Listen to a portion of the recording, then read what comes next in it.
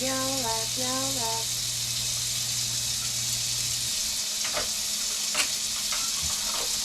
All we going to do is sit in here and wash them. I'm not doing that today. Welcome to Stivers Homestead. I'm Jen and I'm finally back home. I wasn't gone for long. It was only one night, 2 days, one night. But I feel like I missed a lot. So before I went, which I'll tell you all about that in a little bit, where I went and all that stuff. But before I went, I decided to pick the rest of the stuff from the garden. So me and Raylan went out. We got all of our radishes. We got a ton of zinnias that needed to be picked and put in vases, and we did that and put those around the house. And then I dug up my lavender and rosemary because I wanted to bring them in for the winter. They would come back out there, but I wanted to have fresh rosemary and lavender in my kitchen all winter. So I dug them up and put them in pots, and they're in the house now. And then I clipped a little bit of basil and propagated that. What we are doing now is we are washing all of our radishes and we are going to pickle them. So it's a lot of radishes, too much for just fresh eating, but not enough to like can or freeze dry or something or dehydrate. So we're gonna pickle them and they're gonna be really good for the next couple weeks on our salads. So that's how many we got. They're all different kinds, all different varieties, all different colors. Some small, some big, some went a little bit too long, but that's okay. They're still gonna be really good. But we're just getting all the extra dirt off right now. Then I'm really gonna scrub them good and get them cleaned up, and then we're gonna start chopping them up.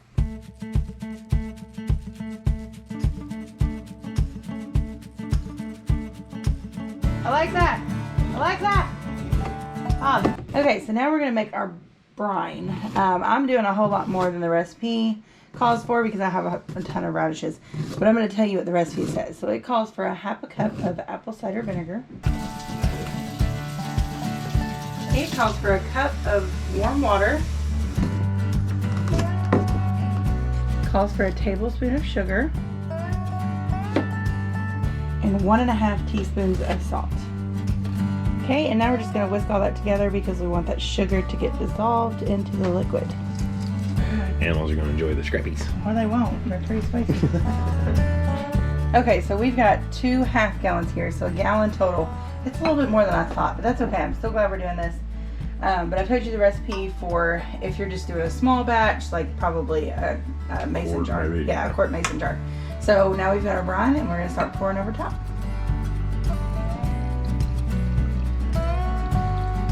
Wowzers.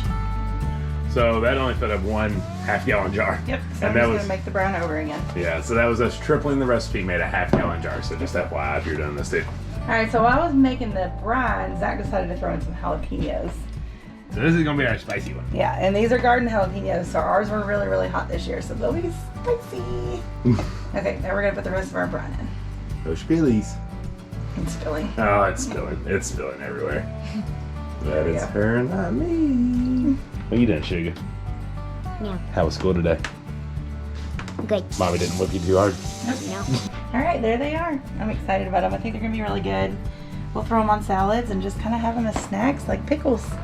And it used up the harvest and it didn't go to waste. So these are going to sit on the counter for like an hour or two, and then we're going to put them in the fridge. And in the fridge, they'll probably last about a month or so, but we'll just try to go through them. So we better eat a lot of radishes. We can give it was more than I thought it was going to be. We can give some to the parents. Yeah. So I told you I would tell you where I was. I actually didn't get to see the first fire in the house. That was the last video. I wasn't here. So on Monday, my best friend Melissa and Tyler, well, she came to Kentucky for a work trip, and because of that, I mean, with her only being an hour and a half away, like obviously I have to go see her. Right. I could not pass up that opportunity. We're like 8 to 9 hours apart, so anytime we're anywhere close in distance, we have to be together. So Zach took, me and Zach went to Lexington to have dinner with her. I should have packed a bag because I knew all along I was going to stay.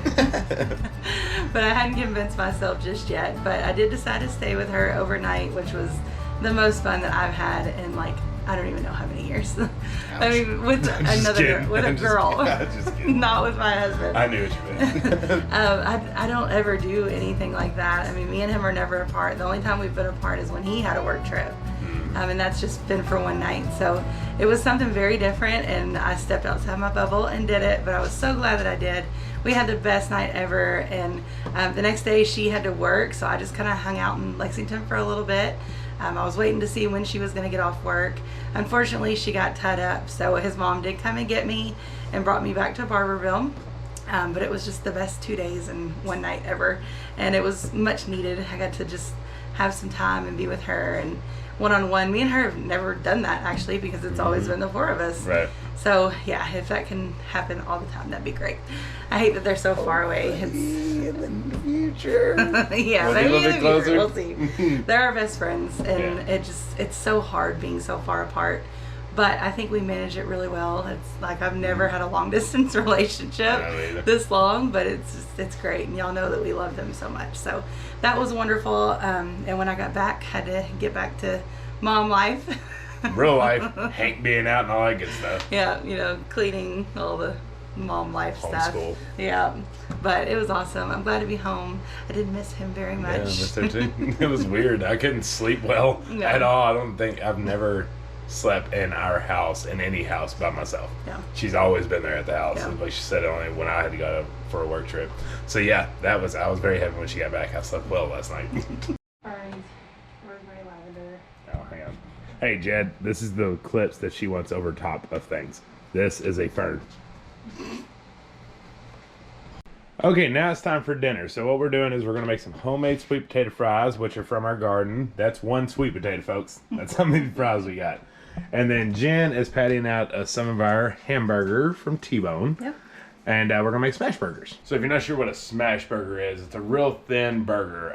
If you ever had Steak and Shake, like think that style. Or if you've ever had like a Hamburger Hut kind of thing, you know, those places that are a little hole in the walls, they all have the same burgers. Those are smash burgers. And we're big fans of those around here. Jen doesn't like things juicy, as you all know. And a thin smash burger is her style.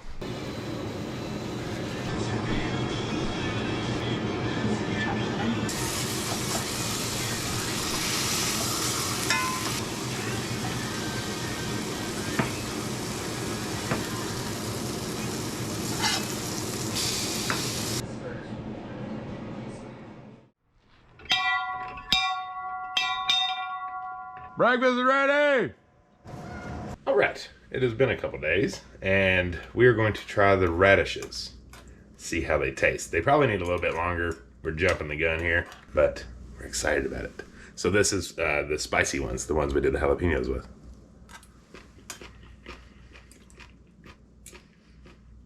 They're good. That's good. So crunchy, too. It's the biggest thing about pickled. It's got to keep the crunch. Sweet, vinegary kind of flavor that you get there. And then, of course, the spice from the radish. But did you notice that radish spice was kind of down, too, wasn't it? Yeah. The pickle kind of, or I guess the vinegar maybe sliced it. That's good. I can't wait to see what it tastes about in about a week. It'll be pretty good. If you've never done pickled radishes, highly recommended.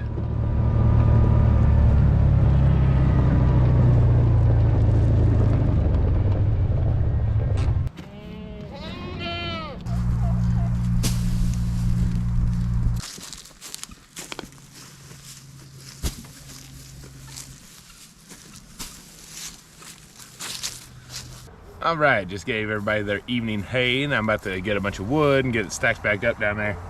Burn through that stuff quick when it gets cold. Everybody's gotta get adjusted. The house being a little chillier. Right now we're running a little bit more heat than we probably normally would as we're getting adjusted to it. But thank y'all for the last video. Easy, easy. It was a lot of fun. I hope you all know that I'll laugh too. Like, it's funny. It's okay to laugh at our expense. That's why we show it, because it is funny dealing with these animals. They have minds of their own. They're wild. But let me clarify this. She used by Nami. They are not being sold because they're breaking out of the fence. That is a rare occurrence. It's happening right now. We're in rut. It's fall, like I had mentioned. Everything's a little nuts. A lot of people say that they've never seen cattle being handled in electrical wire. Yes, can. And they have been for a year and a half. And normally nobody gets out. It's honestly because of Henry himself. He gets in there and he fights with Hank, like I said, and they break down the fence. If the fence comes down, then that's when they start going out. But we have the perimeter fence. I'm just reiterating some of this stuff again because it seems like a lot of people missed it. That's why it's not a big concern, because they're stuck on our property. They're not leaving because we do have permanent fence all around it. But no, we're selling them specifically because we're having a change in direction on how we're doing our farm and homestead. So as you all know, they have 2 extremely large pastures. Like it's probably 80% of our land that they are using for pasture, which is a good problem to have. It's good that they have this. We have a new project, a couple new projects that we're trying to narrow down on which one it is. But we have a couple projects that we're wanting to start tackling over here. So that being said, the cattle can no longer be on these pastures. Now, I had mentioned we're gonna have a bunch of goats because we have 2 in milk right now that we milk every day. But we're gonna have a bunch of them in the March, but we still do love cows. So our thought is maybe down the lines or in the future after we've taken a breather from this, is to be getting either a mini Jersey and then be able to milk her out, but she would be able to go with the petting zoo. So that's the key, getting her over with the other animals, or at a minimum, getting a steer to grow out every year because we still love having our beef. It's fantastic. So we have options. The biggest thing is we can't have 4 of them and we don't need full size ones. We need something smaller, stuff that can come and go and get along with the other ones. They're too big. If they got going, they would trample some of the animals over there. Minis, height-wise, are a little bit more like everyone else. Obviously, their weight's gonna be much different. But that's just some of the stuff that we have to try out and kind of check out in a petting zoo area. What I do know is those 4 would not make it over there. They'd kill everybody. So because I can see how it worked out with the video. Obviously, cows frustrating out of the fence, then I say I'm gonna sell them, but that had nothing to do with it. I do wanna make sure everybody knows that. We love these cows. We love them so much. We've had them for over 1.5 years now. It's just, we have to think about the next thing, and sometimes what's best for your farm isn't always the most ideal situation at the time, but you have to think about what's coming ahead and what you're wanting to do, and that includes not having this many cattle on this pasture. And we've had a lot of people reach out. Thank you all. I think I've responded to most everyone, or all of them, about pricing and stuff like that, and what their ages are and what types they all are and stuff like that. So no committers yet, so if you are still interested, still reach out. I'm happy to give you details if you want it, and we'll go from there. There is a discount price by taking the whole squad, all 4 of them. They're funny.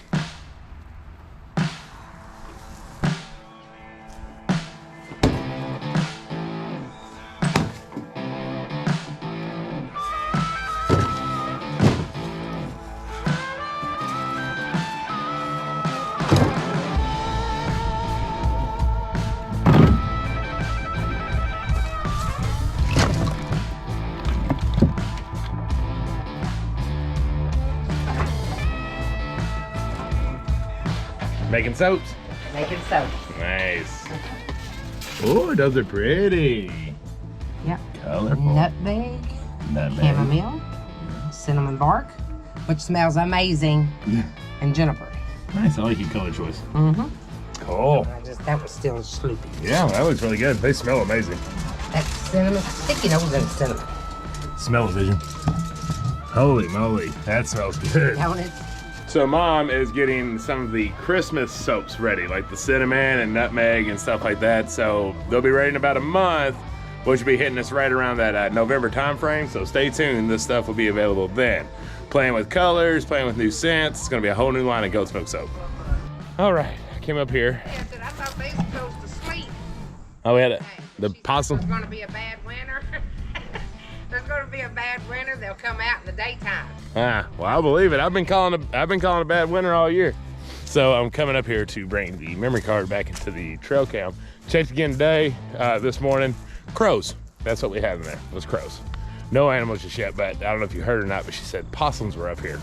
So possums in the day means for a bad winter, apparently. We'll keep checking, keep seeing what we get. Couple reminders.